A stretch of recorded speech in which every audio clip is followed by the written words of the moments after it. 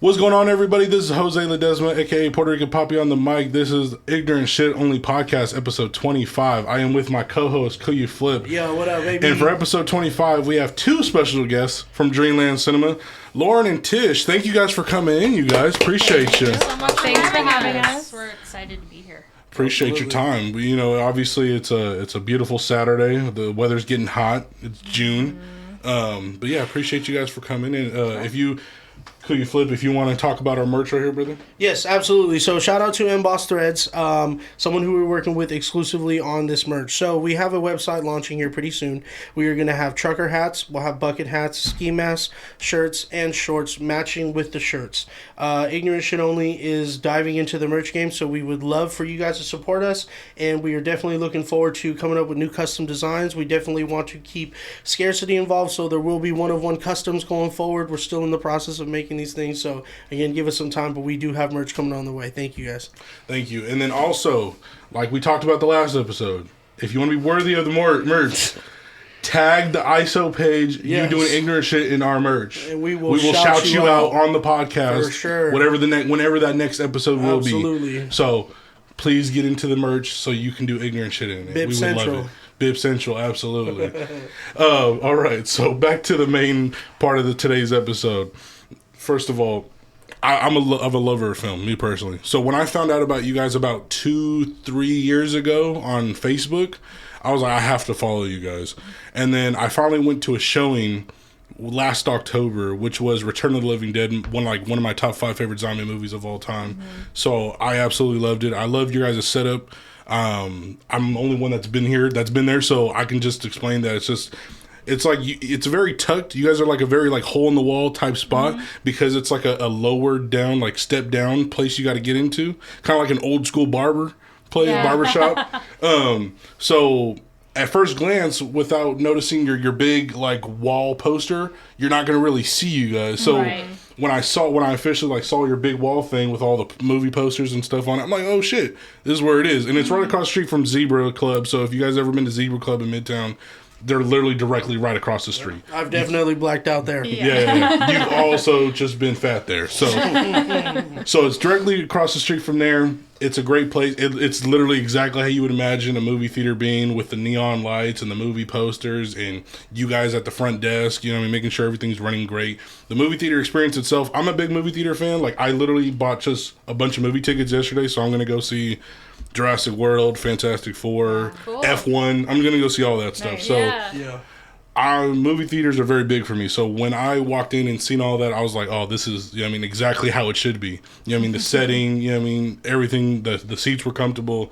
It was a great experience. And obviously you can't go wrong with Return of the Living Dead. Yeah, right. Great 80s punk rock zombie flick. So I know this is going to be more of a, not really about the movie theater. It's going to be more about you guys to start off, at least. Okay. So I know this is probably a question you guys probably get a lot, because not only do you guys co-own, but you guys are together as well, mm-hmm. as co-owners. How did you two meet?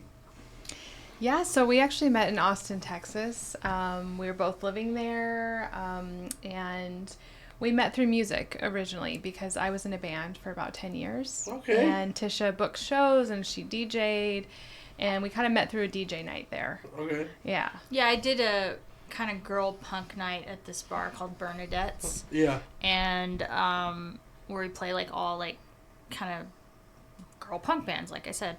And Lauren's a big fan of that stuff, so she started coming to that event, and we became friends, and then now we're this. Yeah.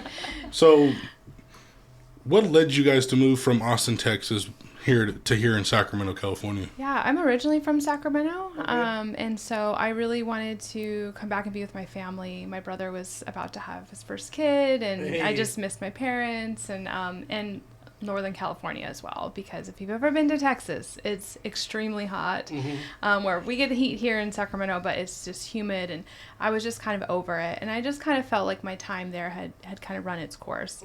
And then Tisha was working in the corporate world, and so I'd been kind of working at this startup for 7 or 8 years, and kind of ran its course. I was kind of over it. And Austin, where we were living, had changed quite a lot. Like it started out as a city kind of like Sacramento, where like you could do lots of cool stuff, and there was lots of like creativity and whatever. And then it became more of kind of a startup hub. Like a lot of companies from the Bay Area started moving there, and so the culture of the city kind of changed. It kind of grew up a little bit and became a little less loosey-goosey and cool, and a little bit more like really expensive. Corporate and expensive. Yeah. So basically the Bay Area. Yeah, like kind of, but like in Texas. And the artists get kind of pushed out and out because they can't afford to make art in the city. Yeah. So Right. we kind of got pushed out. And so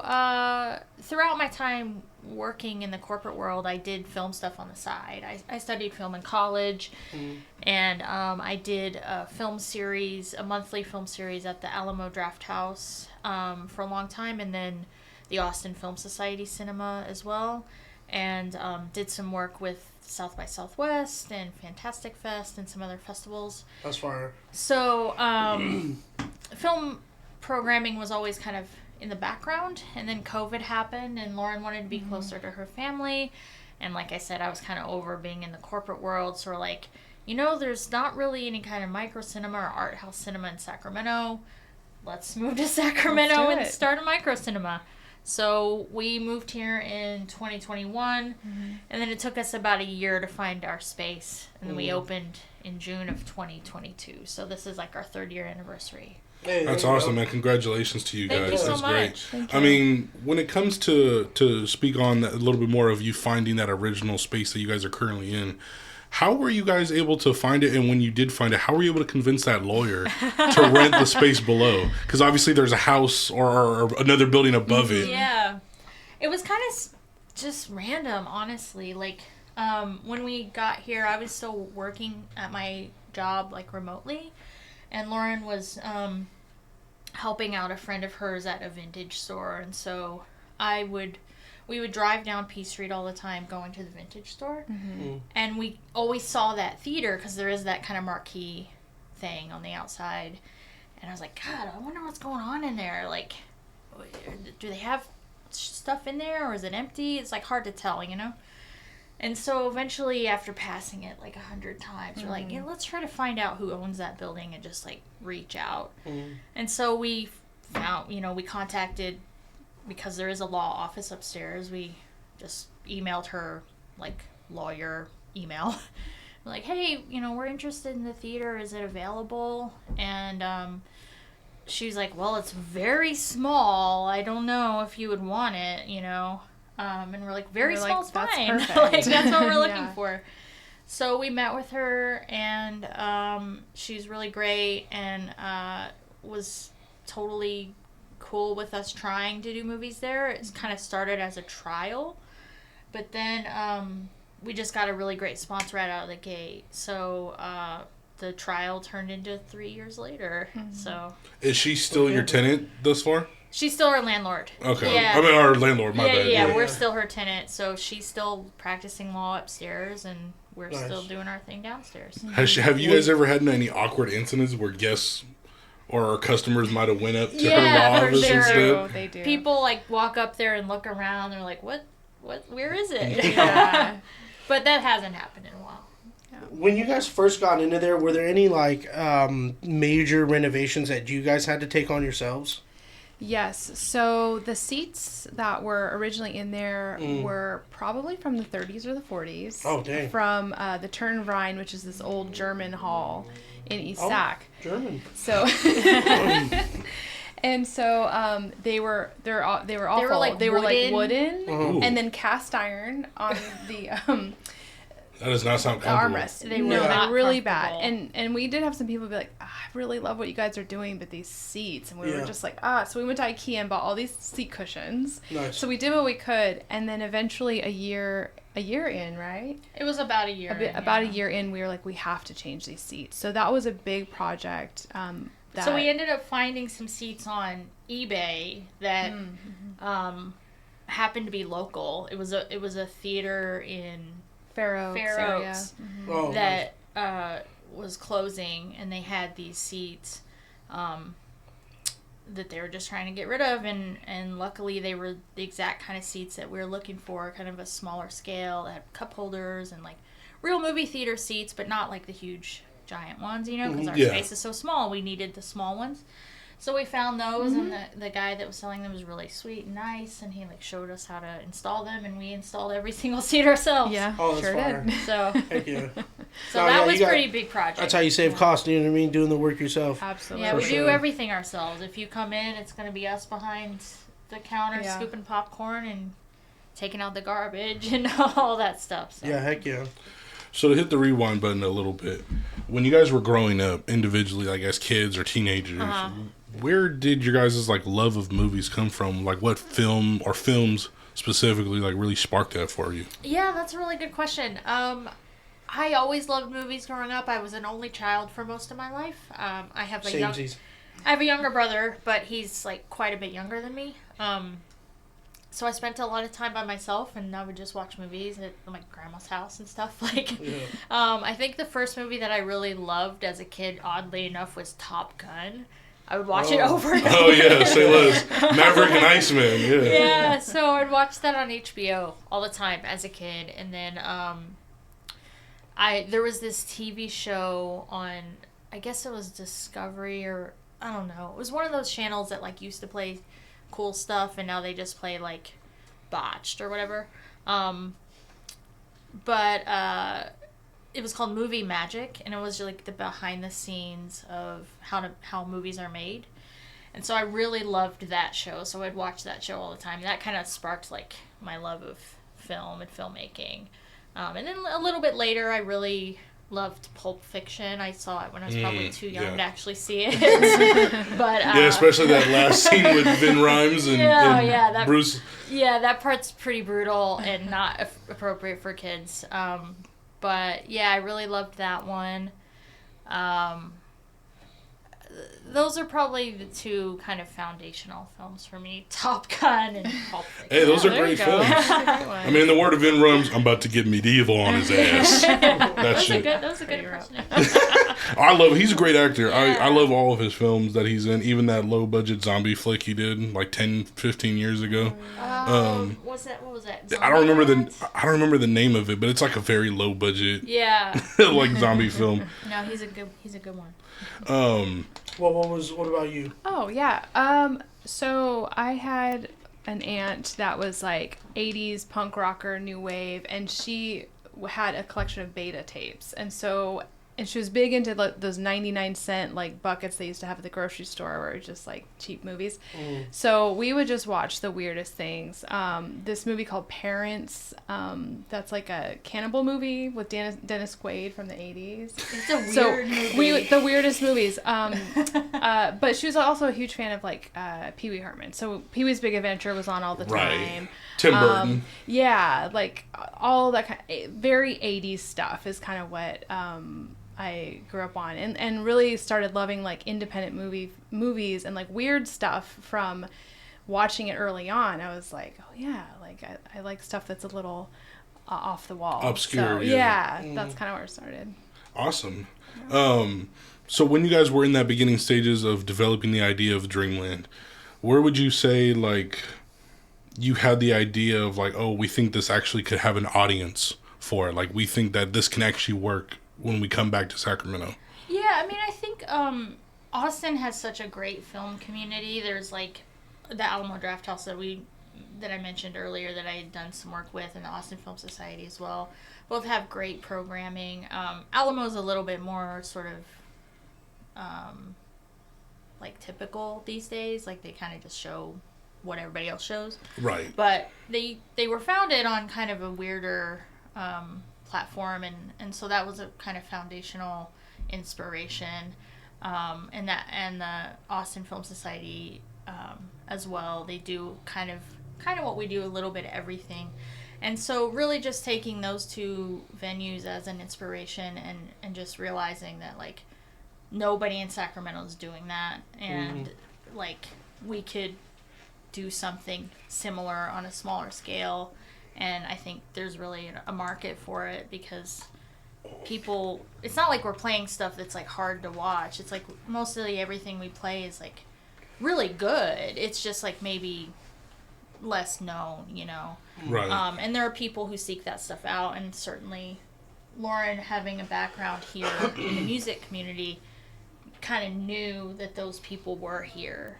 Okay. And so we kind of just like, it was a little bit of a risk, but we kind of just had a good feeling sense for that it. would Feeling about work. it. Yeah. Because those venues in Texas are so popular, and like, it's not like people in Sacramento are like dramatically different than people in Austin or wherever Right. else, Yeah. you know. So we figured this works so well here, we can kind of take a little bit of those vibes and bring them to Sacramento. And it's worth a shot, you know. Yeah, absolutely. fuck it, why not? Yeah, you Exactly. only You know? live once. Why not? Yeah. No regrets. Yeah. Yeah. Or like from Meet the Millers, no regrets. No regrets. Yeah, no regrets. No regrets. I mean, the film is like one of those many things that are just like anybody can enjoy and anybody can love. So I mean, Right. that's why people, like you said, in Austin could be the same kind of people here in Sacramento, because film is just film. You know, It's it's universal. You know, people who all walks of life can all enjoy the same movie, whatever that movie may be. Right, exactly. Because we all have our own tastes or nostalgia for certain things. So that's just kind of like the beauty of film, at least in my opinion. To kind of take it back a little bit, do you remember the first film you guys ever showed at Dreamland? Yeah, so the very first film that we showed was a documentary from the 80s called Paris is Burning, about the like queer and trans ballroom, like Vogue dancing community in New York. So it's this kind of like landmark documentary about kind of where drag and like Vogue dancing came from. So that was the very first movie that we played. The first weekend, we also played Eraserhead, the David Eraserhead, Lynch yeah. film. And, what else did we play the first weekend? Neptune Frost, or was that the No, next that weekend? was the next month, actually. Oh, it all blurs together. Yeah, those two stand out yeah. as two of the very first films that we ever played.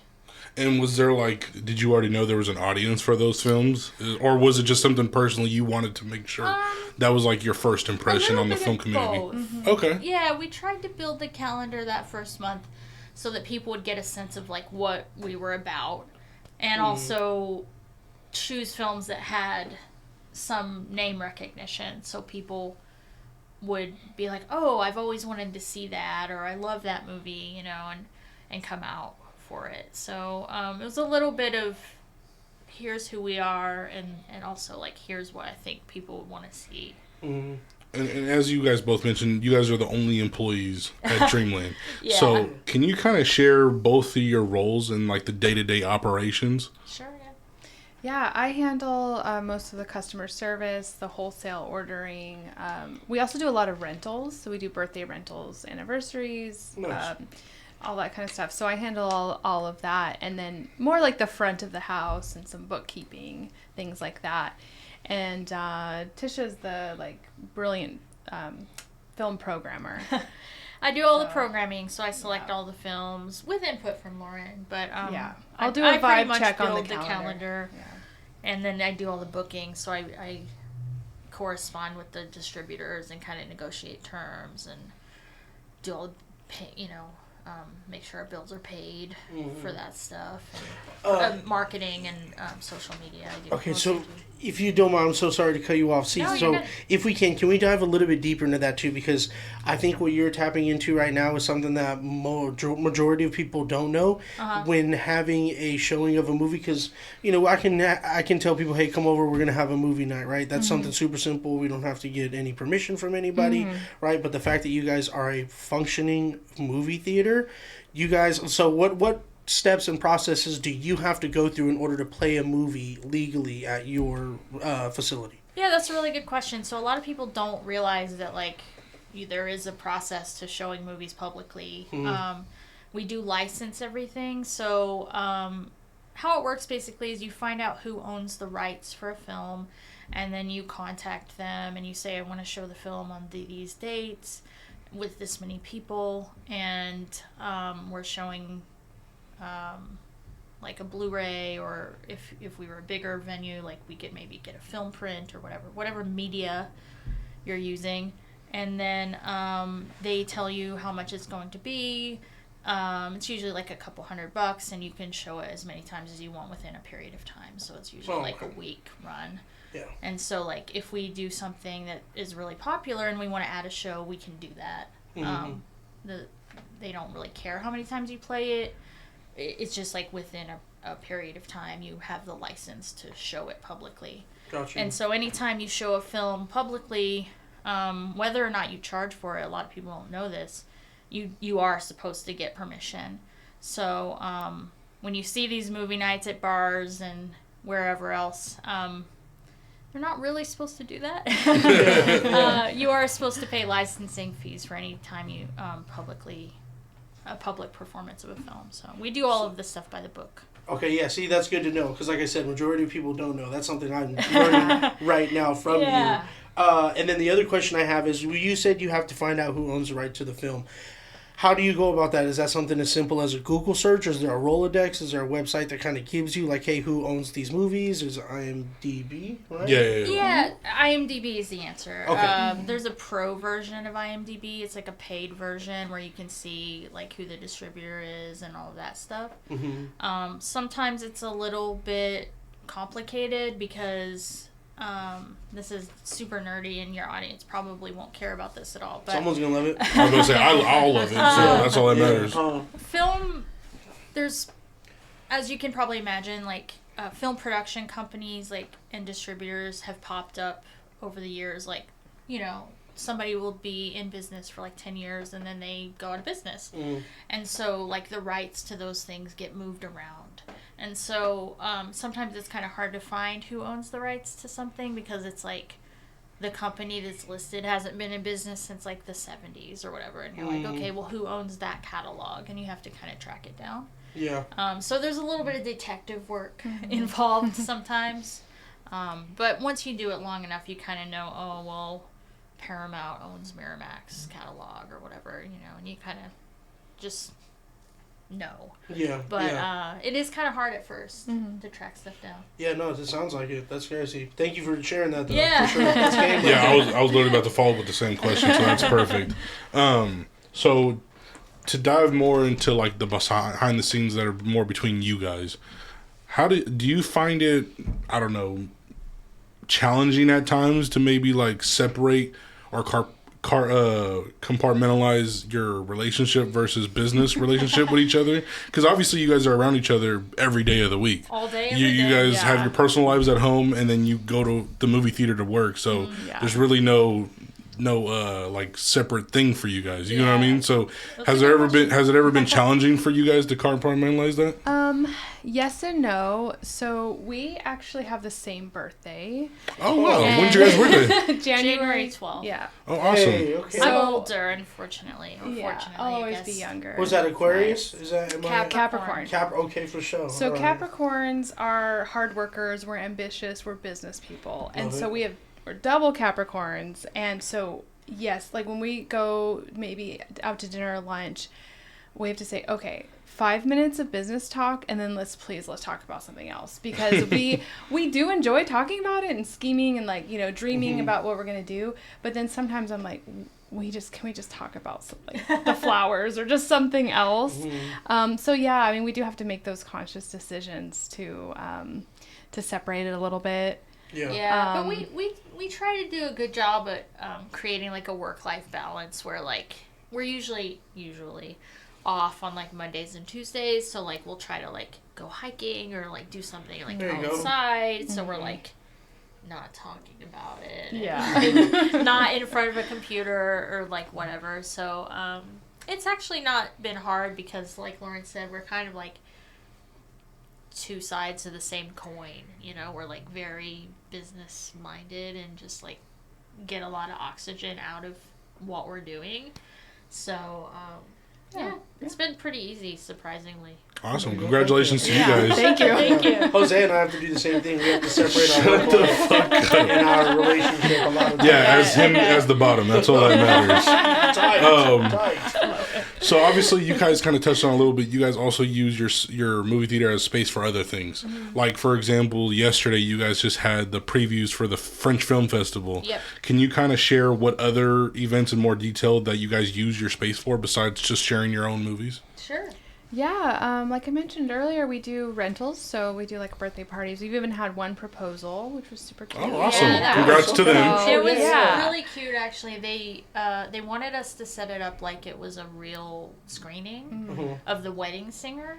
So we have a membership program where people can kind of sign up and be members, and you get like a couple tickets per month and whatever.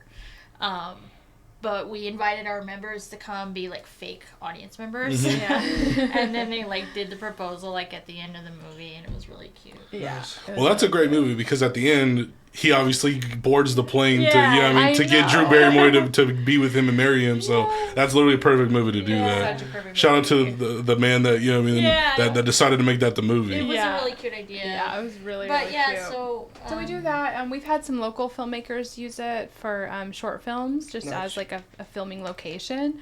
The French Film Festival. This is our second year doing their kind of like kickoff mixer.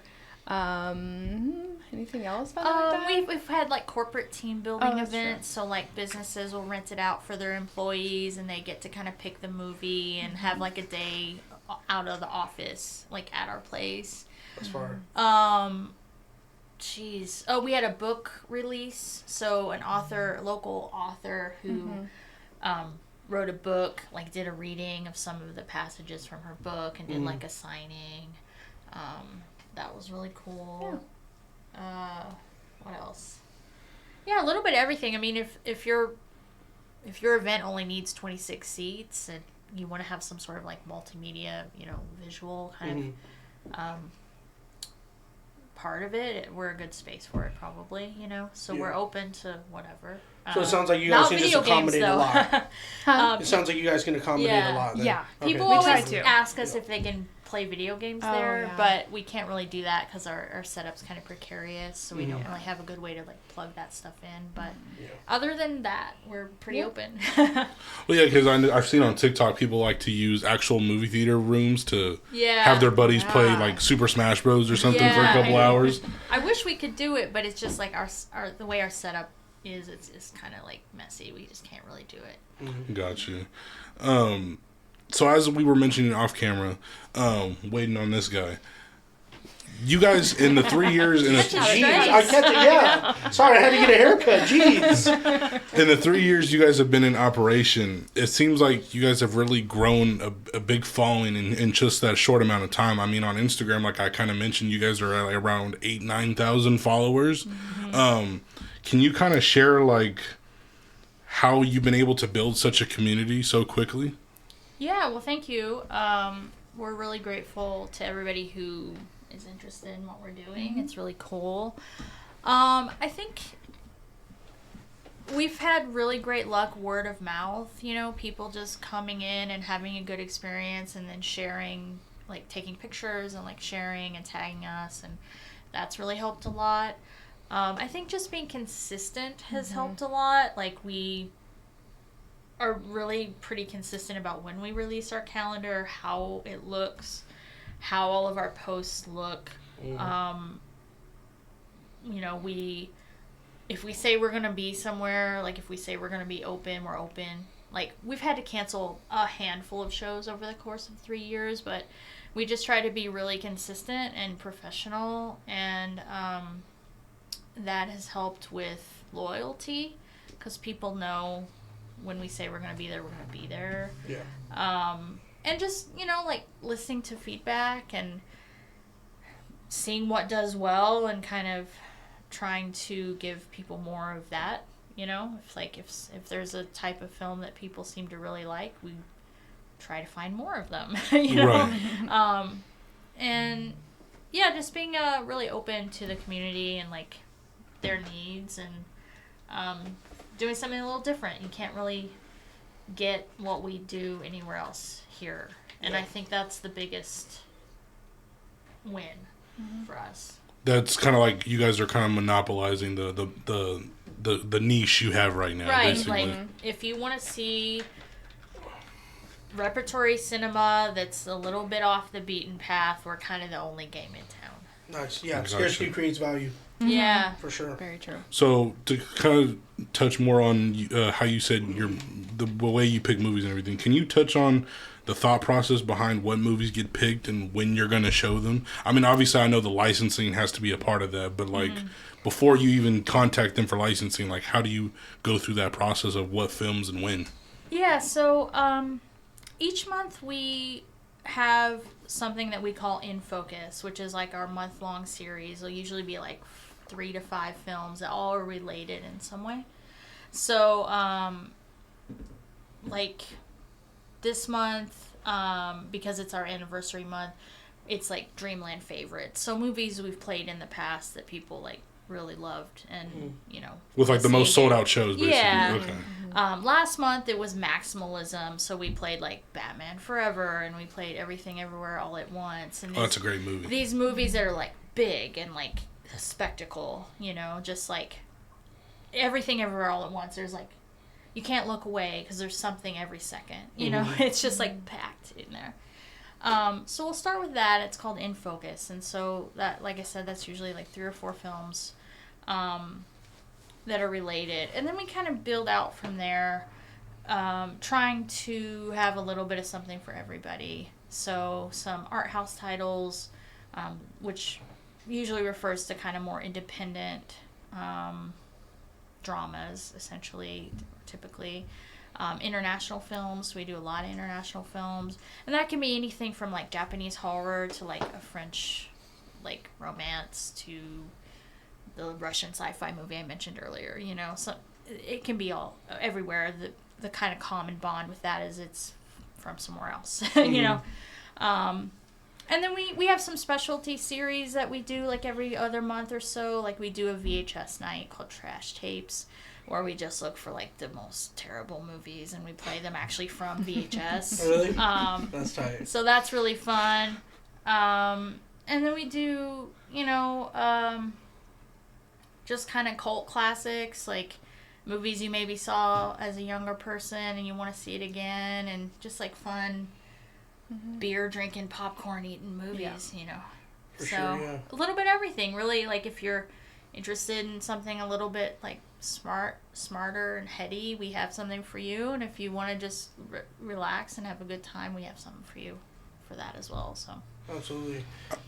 Go ahead. No, I was just gonna say, I was, when you mentioned VHS, I seen a video clip of this guy. He's a coach. He's asking his kids. He's like, all right, we don't have to run today if you can tell me what a VHS is. And he thought it was like a coin, some type of currency on a game. He's like, oh, is that VC?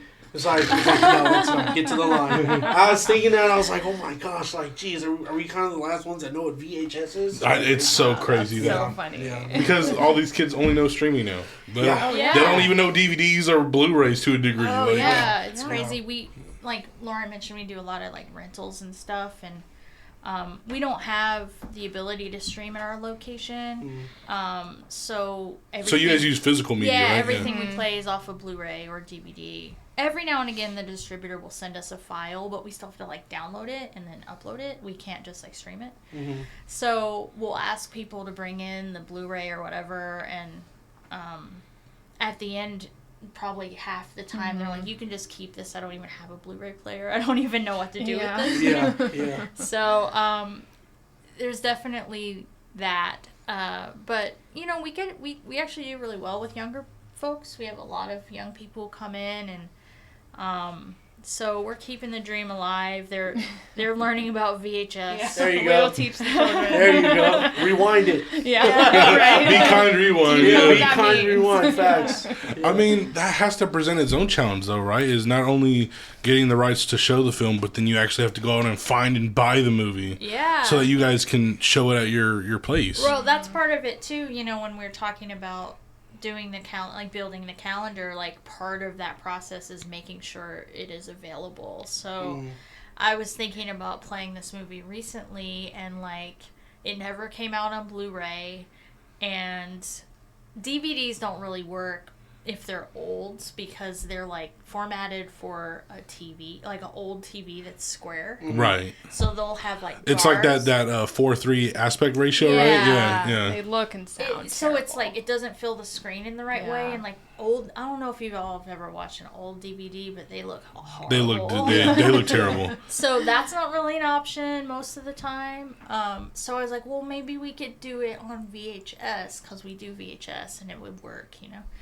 And so I was looking for that, and it was like, a VHS tape was like $50 of this old movie. Yeah. And then it wasn't available on Blu-ray, and like the DVD looks horrible. So I was like, well, I guess we can't play that. So we had to like pivot to something else. So like if we can't get the media, then that's a blocker for us.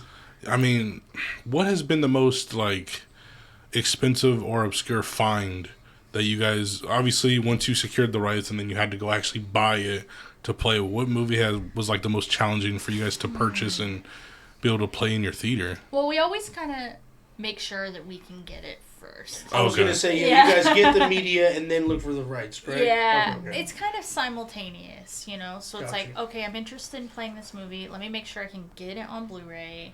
And then let me make sure it's with a distributor that I, like, can get in touch with and, like, have a relationship with and know it's not going to be, like, $800 or something. Because sometimes they want, like, a ton of money. And it's like, we're so small, we can't do that. Afford that, you know? yeah. That's crazy. So. And even if you did, you would have to then charge the tickets like way more than you normally would just to be able to make up for that $800 or whatever. So it just doesn't work, you know. So I think that there hasn't been anything that we've spent an exorbitant amount on, but we have a pretty big Blu-ray collection, most of which was actually donated to us by an old patron who was moving from Sacramento back to like the East Coast. And he had really great taste, and he's like, I want to give you all of my Blueys. And we're like, oh, shout out to him then. Yeah, saves you guys a lot of money. Thank you, Chris. Shout out Chris. We still call the Blu-ray collection Chris. We're like, oh, Chris has it. So Chris has had some pretty deep cuts that are like out of print. And so we've been able to play stuff that like nobody in our situation could play. Yeah. Because you can't get it anymore. Yeah.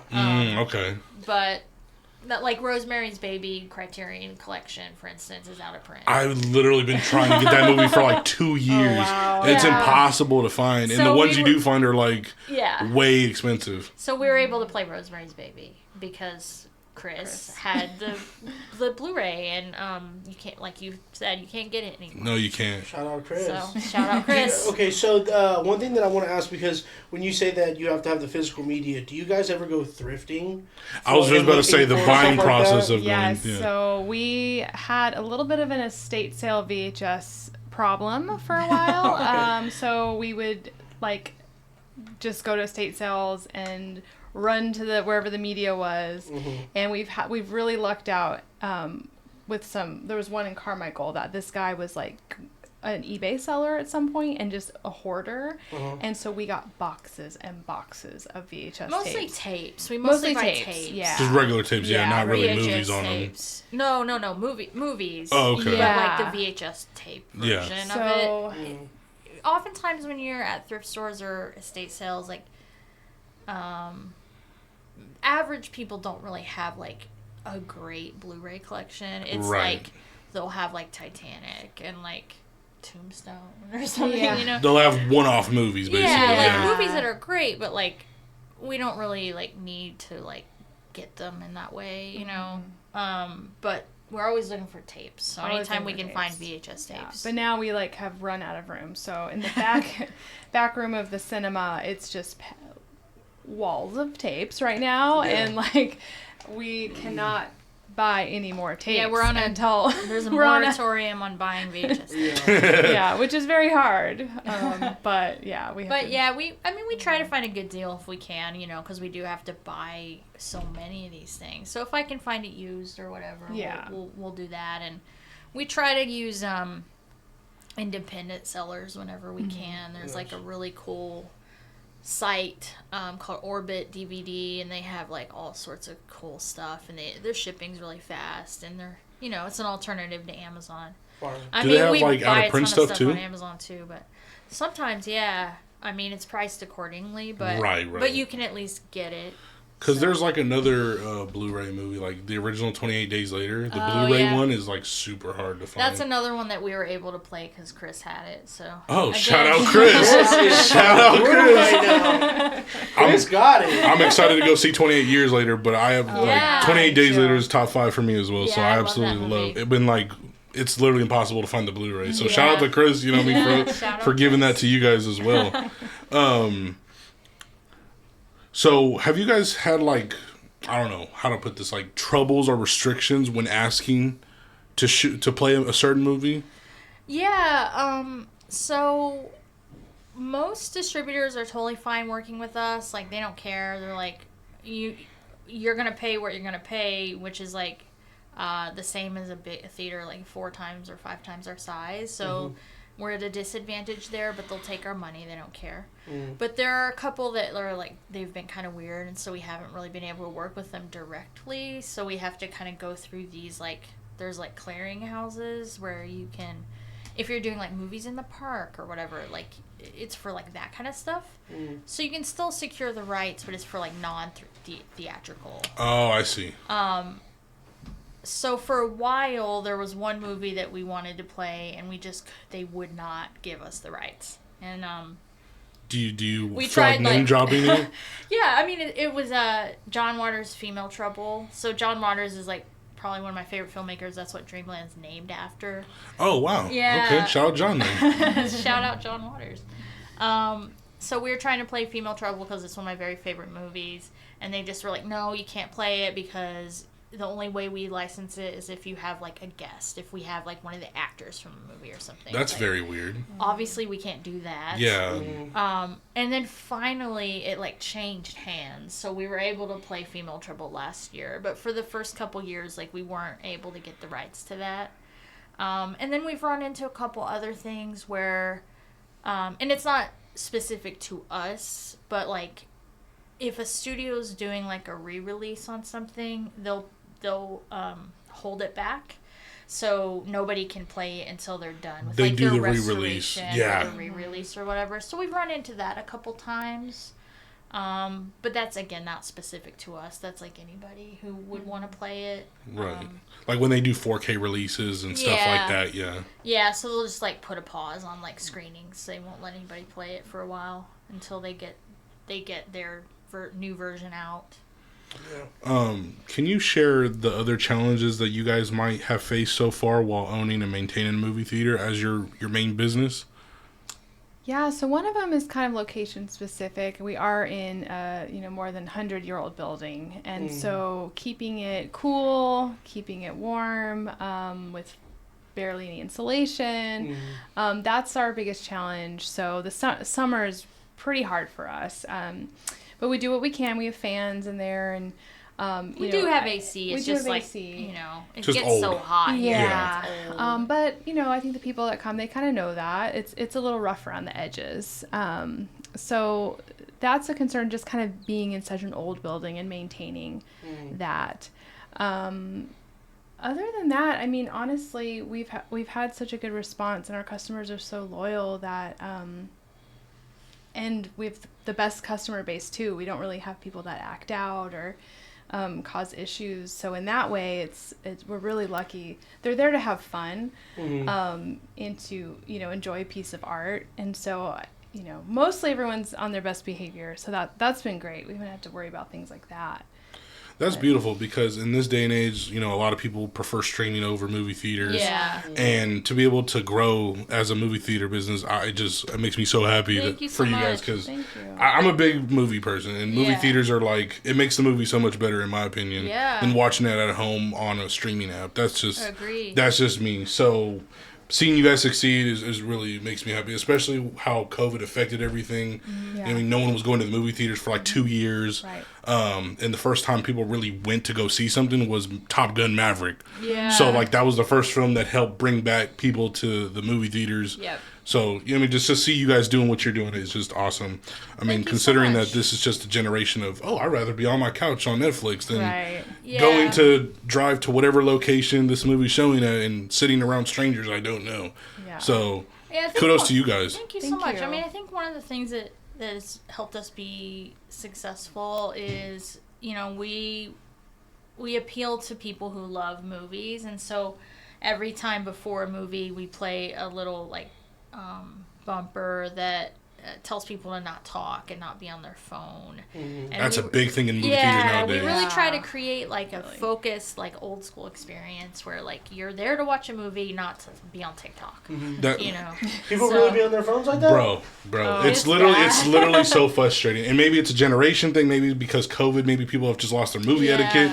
But it's literally been since movies have reopened after COVID that you just see people literally either having whole conversations with whoever they're with or just being on their phone. And I go to the movies on a regular basis, so like Yeah. I see this. Yeah. Like I saw Magazine Dreams, which was Jonathan Major's most recent film. Oh yeah, I've heard that was okay. really good. Yeah, the bodybuilding movie. That's a great film, by the way. If you guys haven't seen it, it's out for streaming. If you want to like rent it out or buy it for digital, it's a great movie.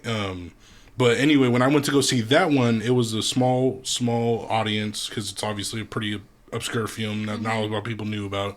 But there was teenagers. And I knew when they all walked in, because there was like 5, 6 of them, I knew they weren't here to watch Magazine Dreams. You can tell. Yeah, You know what I mean? yeah. Immediately they were on bullshit. They walked to where the fire exit is. They literally put a thing to leave the door open so that they can go in and out. Oh my god. And I'm sitting here no. pissed. I'm like, bro, I just want to watch the movie. Right. Yeah. Yeah. I'm like, what are you guys doing? Yeah, like, you're- why? Like, and it's at Delta. It was at Delta Shore, so of Oh, course yeah. Delta Shore's become like a big hub for teenagers. It's Okay. become like the new Arden. Oh, You know what I wow. mean? Where teenagers like to go there to hang out and do whatever they do. Yeah. So eventually, one of the workers, I guess, found out, and they came in. They kicked the little thing that they were the door stopper that they had, Yeah. and the movie was fine. I mean, like there was no issue with them personally. It's just like shit like that can't happen nowadays because Yeah. a lot of people just don't care or don't have that movie theater etiquette. You're that old guy now. Oh, absolutely. When it comes to Yeah. movie theaters, I will be the get off my lawn guy. Yeah. Absolutely. Get off my lawn, guy. It's crazy. No, when it comes to movie theaters, I will be that You'll guy. be that guy? I will be I that love guy. that for you. Yeah, I mean that's important to us. Like we want it to be a really good movie going experience, and we do our best to like give that to people. And you know we also we don't play like ads. Like you're not gonna see an ad for like a Ford truck at the Dreamland. You know. Have you ever been hit by an F-250? Well, you can after this movie's over. So you know our movies start relatively on time. You know if you're coming to a movie at the Dreamland, it'll probably start like if it's supposed to start at 7, it maybe starts at like 7:10. You see a couple short trailers for what we're playing, a no talking bumper, and then it starts. So it's like, you know, if people haven't been there before, they'll show up like 20 minutes late because they expect there to be like 30 minutes of commercials. And like we don't do that, you know. We're there to show you a movie. You're going to see a couple trailers of other movies you can see at our place, and that's it. And Yeah. shut up. That's what. I was literally going to bring that up next. It's like since COVID has happened, movie theaters have changed in that way as well. Yeah. Like show times can be, let's say, 7:00 at night. That movie's not starting until 7:30 because Oh, movie yeah. theaters have now accepted extra ads. Yep. So the show time is longer to start than it was before COVID. Right. And people, I guess, have been kind of bitching about it because AMC finally is now starting to do it. Their really? movie theater chain, but Cinemark and Regal, which are the only theaters really here in the Sacramento Yeah. area, those are the ones I only go to at Right. least. They've already been doing it, so like I've noticed that as well, that it does take longer now for a movie to start. But I mean, me personally, I don't mind. I'm a person that shows up 30 minutes early anyway, just because that's just, you know what I mean? I like to get comfortable, get a water bottle, and just watch whatever previews or whatever's coming out. I love previews. I always want to make sure I see the previews. Yeah. Sometimes I'm like sad when the previews are over because I'm like, Yeah. oh, I really enjoy the previews. I but, do too. The commercials are too much. I don't want to see the ads. Well, no, not the commercials. but the No, yeah, the previews I previews, like. yeah. So we do encourage people to get to our place like 30 minutes early because we also do custom pre-shows. So we'll show like cartoons or music videos or like short films or like other just weird clips of stuff kind of related to the movie or just like cool vibes, you know. So come, get your seat, get some popcorn, get a beer, whatever, and be here, but you're not going to have to sit through TV ads at the movies. You get to watch something cool and then, you know, see a movie in peace. Yeah, Absolutely. So when was like the aha moment that you guys both realized that this actually can work long term? I think when we started to sell out more than not. So it was like, wow, we're getting like full houses for some of our more obscure titles. And like when we first started, I was thinking, oh, I'm gonna have to like beg all my friends and family to like just please come and like sit in the seat. But then it started kind of rolling right out of the gate. Yeah, we never really had to do that. Yeah, we never really had to beg. Or like discount or stuff, or like every now and again we'll you know, if there's a lot going on in town and our attendance is a little thin, we'll do like a flash sale to try to get butts in seats. But otherwise, we have really strong attendance. And I'd say maybe about a year and a half in is when we really kind of started seeing consistent, like good attendance.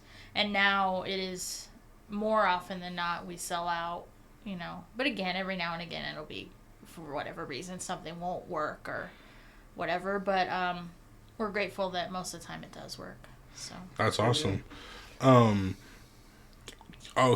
So something we also talked about off camera is the fact that you guys had won that competition and that you guys are trying to use that money to expand to a different or an additional location, overall bigger one than the one you guys currently have. Can you kind of share how that happened, how you guys got involved in the competition, won the competition, and just overall how's your potential expansion going so far? Well, we found out about the competition through Burnside Coffee Bar. So Bob, who owns Burnside, used to set up a little coffee cart like right around the corner from us. And he was a participant in Calling All Dreamers, which is a program put on by the Downtown Sacramento Partnership that it's kind of like a business incubator where you go through some like kind of workshops and you're paired with a mentor and they like help you write a business plan and like develop your idea, and then the winner of that wins money to open a spot in downtown Sacramento. And so we found out about it through Bob, and we're like, oh, we should do that, you know, because like I said, about a year and a half in, we started selling out and realizing, okay, this thing has legs, like we're going to need to expand at some point. So then we just kind of decided to enter kind of on a whim. It was like a very fast, like there was like 2 days left on the application and we're like, let's just do it, hold it together. And then we entered and we ended up winning. Like we had to do a presentation, kind of like a Shark Tank style, like you know. This is why I deserve some bands, right? Yeah. So which was kind of fun but nerve-wracking, and then we ended up winning, and we don't get the prize money until we sign a lease, and there are parameters to where we can sign that lease. Because it has to be in the downtown, midtown area, right? Yeah, it's kind of like 16th to Old Sac, and then like north-south boundary as well. Yeah, so it's kind of within the downtown grid. Yeah. So we've had some possibilities that didn't end up panning out, but you know, we look every week with our realtor, and we still do want to move and just double the seats, not to get, you know, just to get people who want to come to be able to accommodate everybody. Yeah, absolutely. We want to keep the same vibe. Like we still want to have a cool, like relatively small, intimate space with the same ethos and the same experience, but like where we don't have to turn people away, you know? Right. So we think if we could get to like 50 or 60 seats, we could still sell out sometimes, certainly, but it's not going to be like constant. Like right now, people like have to buy movie tickets like 3 weeks in advance, you know, and that's not usually how people go to the movies. Right. And they go the day of type of thing. Right. Yeah. And so it's a disadvantage for our customers and it's a disadvantage to us because people you could be filling those seats. Yeah, people buy these tickets and maybe their plans change 3 weeks later, and then we turn people away, and then there's other people who want to be there and they can't, you know, so just kind of solving that problem. We just want to solve that problem so that everybody who wants a better to be there AC can. would be lovely, and, you know, more bathrooms, things like that. We have one bathroom, so it's like at the end of the night there's like a huge line for the bathroom, and it's like little stuff like that. But ideally we would be able to find a spot that's big enough for, like I said, 50 or 60 seats, and we'll keep the small one too. for the more obscure stuff or for like birthday parties and stuff, because it's a really good size for like a birthday party. Most people, I don't know, maybe I'm just not popular, but most people don't have more than like 25 friends they're going to invite to like a movie party. So it's a good size for that.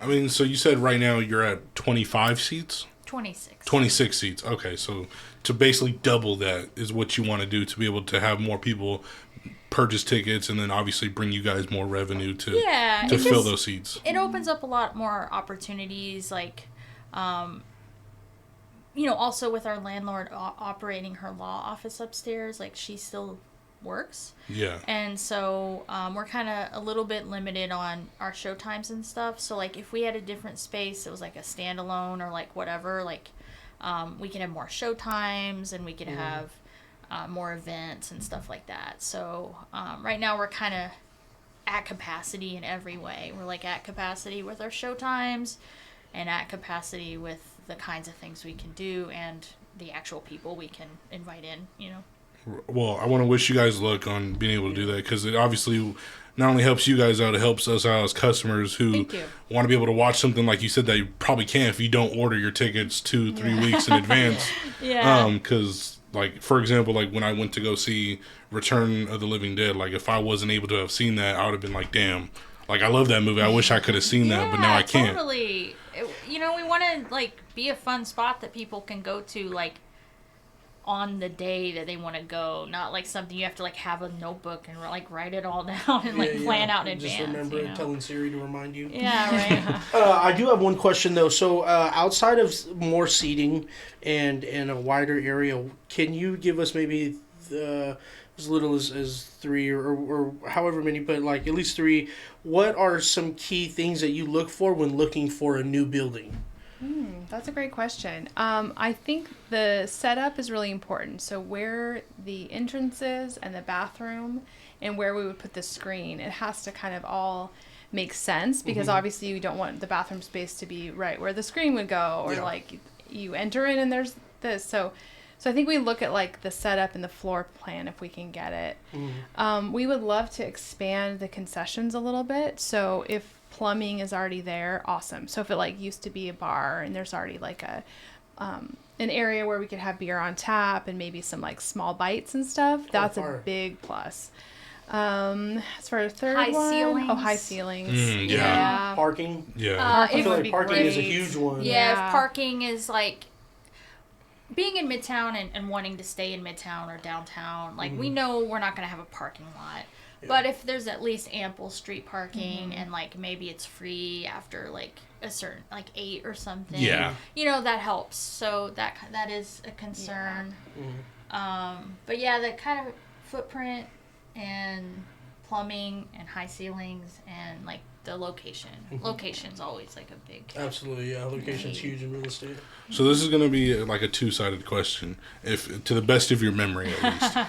Which movie that you remember has had the best screening, like just the most like best people to come in, watch the movie, have a great time, leave, and which one was the worst screening that you can remember? I think one of the worst ones was maybe one of the like horror movies that I don't know. Now this is gonna be my old lady moment. Is which movie was it? I can't. I'm trying to remember what it was, but it was like a lot of punk rockers, a lot of like kind of loud. I think it was a big group, and I think they were already drunk when they came in. Nice. They were just kind of disruptive and just like constantly talking and coming. In and out. And this guy brought in an entire 6-pack of Pabst in a bag. And ended up then just left it. Like didn't even try to keep it on the DL or anything. Just like we were cleaning the theater. Oh, yeah, they were already for sure drinking. And it was it was really disrespectful. Yeah. Like that was like. And like we can lose our liquor license over that. Yeah, like it's not just like cool. you're not buying beers from us. It's like that's against the law, and for like sure. we're a small business, and like. I don't know. It's just like it's so rude. Yeah. So that was jeopardizing really a lot, and with them being ignorant and bringing that stuff in. So exactly. So not I think being that was fun ignorant, but being rude ignorant. Exactly. Yeah. No. Exactly. For sure. Yeah. You know. I can't remember. We're the fun ignorant. I promise. Yeah. No, you guys are great. I think recently we had a lot of fun with The Substance. So The Substance. That sounds familiar. Which with film Demi is that? Moore. That's the new one, right? It's newer, The yeah. body horror movie. Yeah. Okay, got you. So- Is that Got you. Bruce Willis's ex-wife? Yeah, it is. Yeah. Yeah. So The fact. Oh yeah, I remember Bruce Willis's ex-wife. I remember the roast of Bruce Willis. Oh, true. yeah, so we that one just kept selling out, so we ended up doing like 4 shows. Like we usually only do 2. Yeah. And so it just kept selling out, and then like the crowds either hadn't seen it before or they seen it before and they loved it. And so it was just like really fun. was Like really everybody fun. was super into it and like reacting because it's kind of gross, you know. It's like Yeah, body horror. Horror is it's its like own thing. very Yeah. over the top. So it's just like to hear people's reactions and stuff. It was really fun. Well, I mean, because there's, in terms of body horror, at least, there's that new one called Together coming out with like Dave Franco Oh, yeah. and I don't know the female actress's name, but Alison Brie, I think. yeah, there you go. So I mean, I'm personally not a huge person into body horror. That's Yeah. just not Yeah. me. But that one did look good though. I have been meaning to check it out. The Substance is really fun because it's like there's some kind of like moments, but it's also just like so over the top that it's like it's more fun than actually like disturbing. Got you. Okay. What's So something body- people can have fun with. What's Yeah. body horror? Like, Body horror is just like, you know what I mean, things that make your skin crawl when you're watching it. It's But it's a like- whole movie version. Yeah, it's like kind of usually related to like gross stuff happening with the body. So like Mm. if you think about the moment in Alien when the alien like pops comes out, out. Oh. stuff like that, like Okay. just Yeah. like kind of gnarly like body stuff. Yeah. It's all different though, based on the movie itself. Because I mean, there's even a movie called Tusk where the dude, I mean, turns into a Yeah, walrus right. or like through experimental walrus? surgery, like Human Centipede. That's body horror. Yeah. Oh, yeah. That's body horror. For real? Yes, Yeah. that's Oh my considered body God. horror. Okay, Yeah. for sure. So yeah, just stuff that, you know what I mean, is scary Yeah. and or unsettling to look at on the screen with bodies. I got a clip of him at a buffet line, and I was like, that might be where what we're talking Really? about. Okay. In that Uh-huh. range. In that Uh-huh. range. Okay. So this is kind of the point where we kind of wind down the interview, and these are going to be questions. One question is going to be for each of you to answer separately. And I know some people might not like it, but we do tend to do top 5s. Okay. So if you We'll guys try. want to share your top 5 films individually, Sure. We'll give it a shot. Yeah. okay. All right. I would say in my top 5, it's a loose ranking. It's not like 1 to 5. It's like a group. David Lynch's Mulholland Drive. I love Mulholland Drive. I've seen it probably like 10 times or more. I just love that movie. I really love Ingmar Bergman's Persona from 1966. It's a Swedish kind of art house film, which is probably a direct influence to Mulholland Drive. And then along the same lines is a trilogy of films is Robert Altman's Three Women, starring Shelley Duvall and Sissy Spacek. It also deals with kind of identity and like fractured identity. So all 3 of those movies are kind of related, and I love all 3 of them. I love Carrie, the Brian original? De Palma Oh. Carrie. The original one, right? Yeah, Yeah. that's one of my very favorite movies. It's brilliant. I love it. And probably like Back to the Future. The first one, the original, yeah. I love You Back can't to go the wrong with Back to Future. the Future. Fire. Yeah. Marty. It's so crazy because Carrie 2, the VHS, I just was so scared of that movie. Oh, growing up. I could really? not watch it. Yeah. It was like the sequel that came out in the 90s. Yeah. That's Forgot funny. about it. All right, I'll give you mine. Mine are also just kind of random, but I'll do Born in Flames from 1983. Pee-wee's Big Adventure. I just grew up on that movie, so can't get away from that. Fire. This kind of weird Czech movie called Morgiana, kind of like a folk horror witchy vibe. Paris, Texas is a beautiful movie. We're playing that actually this month. And then one more. I have like film amnesia. I always forget what I've watched. Dreams. Oh, that's true. Kurosawa's Dreams. Oh, okay. Yeah, which is Kurosawa film. gorgeous. I love Yeah. Seven Samurai. Yeah. Oh, cool. Yeah, Yeah. that's a great film. I have that in the Criterion collection. Oh, cool. Yeah, Nice. that's a great film Yeah, right so there. So Dreams good. is like a later Kurosawa made in like 1990, and it's Oh, actually okay. like based on actual dreams he had, and so it's really like cool and surreal. So is it like a anthology film? Kind of, Okay. yeah. It's like kind of like vignettes. Did you guys see the anthology film Freaky Tales that came out this year? No, I've heard Someone of it recommended though. that. It's like set in Oakland. Yes, it was in Yeah. 1987 in Oakland. It's been all 4 different stories in one night on one day/night in Oakland. Oh, cool. A former guest of the show, Mike Ifonte, was actually in that movie. Oh, cool. So shameless plug for him. Yeah. But you know, I saw it when it came out. It was a really good anthology film. If you guys do get the chance, check it out. Yeah. It's a very fun movie. They even did a physical release of the Blu-ray and DVD inside of a VHS case. Oh, cool. Awesome. You know, because Very it's fun. set in 1987, so it's a Yeah. very fun movie. It has Pedro Pascal, Tom Hanks, a couple of other well-known actors I'm kind of losing it right now, but yeah, my boy Mikey was there with crutches, and he was able to slice a Nazi's neck with a crutch that had like a saw at the end. So shout out to boy Sounds Mikey. good That. to me. Yeah, that sounds great. And then, so anything you guys have upcoming that you guys would like to promote, whether it's films or events or anything that you guys personally, whatever you want to do, take all the time you need. Geez, I mean, we're just kind of like chugging along, you know, doing our thing at this spot, and you know, we have some irons in the fire. We're hopeful that we'll have some opportunities to do stuff in different venues around town. We've talked with the Verge Center for the Arts about possibly doing a collaboration with them, so We'd love to you do know, hopefully that will work out. outdoor movies, like in a cemetery, perhaps. So we're Ooh. trying to kind of work with the city Return of the on Living that. Dead would be awesome for that. Yeah. Yeah. Oh my We goodness. put So we out might some try to- feelers about that to see if Yeah. that's possible. We're just always looking to, you know, find ways to do new stuff. So just keep your eyes on our page, and we'll keep you updated with whatever Absolutely. develops. Yeah. No, that's So- fire. Can you Scary. to Fire. kind of tap in more into that? Can you guys share what movies you guys are showing currently to Yeah, kind of this shameless plug yourself? Yeah, so tonight we have Uncut Gems, the Safdie brothers film starring Adam Sandler. It's really, really great. It's like a frenetic kind of crime I love that thriller. movie. It's really good. We're doing some morning movies over the summer because it's so hot, so we're trying to like Avoid the heat. yeah, a little bit. avoid the hottest part of the day. So tomorrow morning we have the first one of those, and it's a French kind of animated sci-fi noir called Mars Express. So if you're a fan of like Blade Runner or like Ghost in the Shell, that kind Yeah. of thing. Okay. Okay. Hell yeah. So we'll be playing that tomorrow morning.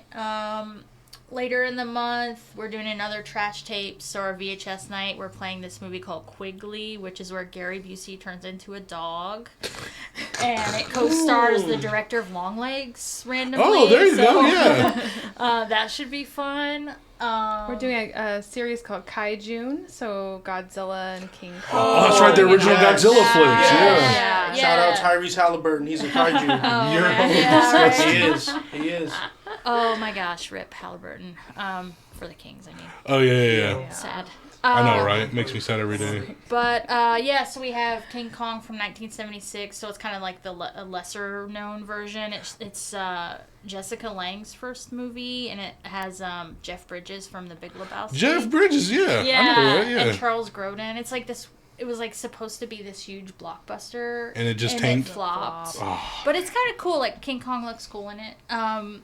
So yeah, we have Kaiju this month. That's such a good Are you guys going to show all the That's kaiju such a great Godzilla concept. I movies? love that. No, I Thank mean you. we just showed Godzilla, Mothra vs. Godzilla, like last Thursday. Nice. That's the only Godzilla in the series. We tried to do a little bit of everything, not just Godzilla. Okay. We'll play more Godzilla movies though. We're fans of Godzilla. Geez, what else? Midsummer. Midsummer. Oh, that's a really on good the movie. summer Yeah. solstice. So if you want to get freaky on the summer solstice, That's a good movie. it's yeah. a really wild one. If you haven't seen it. Paris, Texas, but it's sold out. Paris, Texas is already sold out. I know it's not sold This out. Czech film is another one of our morning movies called Daisies. It's like this kind of experimental art house movie by a female filmmaker, and it's just these two girls like just being wild, and it's really fun. I don't know. Yeah, we have a lot those of are the stuff. highlights. Yeah. Have you guys had the chance to show The People Under the Stairs? No, not yet. Yeah, but we I- do horror all October, so Yeah. I'm sure it'll pop up one of these yours. I've never seen that movie, but it's obviously a very well-known Yeah. movie from like the 70s or 80s. I think it's 80s or 90s. Oh, 80s or 90s? Okay. Yeah. I've been wanting to watch it, so maybe using Yeah. you guys as that opportunity would be great. Yeah. We'll do all horror in October, so we'll see what comes up for that. Say less. Well, thank you guys so much for coming in. Let's clap it up for them. Absolutely. Thank you so much. Thank you guys. Thank you guys for your time. I know it was a little bit fun to try to figure out the schedule with you guys, because you guys were, at that point when I originally messaged you, you guys were trying to figure out the space at that time. Well, yeah, we Right. thought we were going to be moving, and so we're like, well, we don't want to take anything on, but and it's just us, so it is kind of hard to schedule things, but we made it work, so thank you for having us. Appreciate you guys for that. Yeah, Absolutely for sure. appreciate Time is you. valuable always. Thank you so much. Absolutely. Thank you guys for tuning in. This was episode 25 of the Ignorant Shxt Only podcast. This was a beautiful Saturday. Today is what, June 7th. Okay. Shout out to Judy also, by the way, with the camera work in the back. Yeah. Appreciate you, Judy. Shout out Emboss Threads. Our next episode is going to be June 21st with Go Candy Crazy. She's going to be in here to talk about, how she got her business going. She has a big following on social media. She sells candy covered fruit. So that's going to be very fun. Hopefully she brings us some samples. I mean, that's just the fat guy in me speaking. Yeah. But this was episode 25. Thank you guys for tuning in on this beautiful Saturday. Have a great day. Peace. Yeah.